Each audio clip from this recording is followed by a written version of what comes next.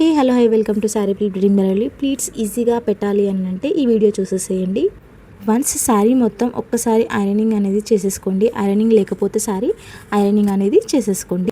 Ironing నీట్గా చేసేసుకున్న తర్వాత కొంగు పార్ట్ రివర్స్లో వేసేసుకొని ఫస్ట్ ప్లీట్ లెంత్ ఎంత కావాలో అంత పెట్టేసుకోండి.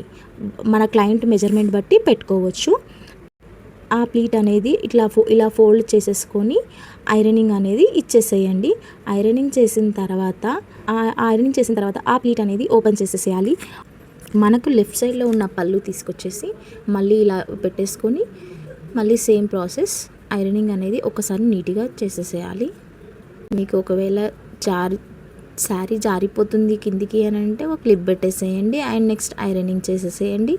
ఐరనింగ్ చేసిన తర్వాత సేమ్ మళ్ళీ ఫోల్డింగ్ చేసేసుకొని మళ్ళీ ఒక క్లిప్ పెట్టేసుకోవాలి. అక్కడ శారీ జారిపోకుండా మళ్ళీ స్టీమ్ అనేది ఇచ్చుకుంటూ ఐరనింగ్ అనేది చేసేసేయాలి. చేసేసుకున్న తర్వాత వన్స్ ఒక్కసారి మనం ఆ క్లిప్ తీసేసి శారీ అనేది ఓపెన్ చేసేస్తే ఇక్కడ లైన్స్ అనేవి ఫామ్ అవుతాయి.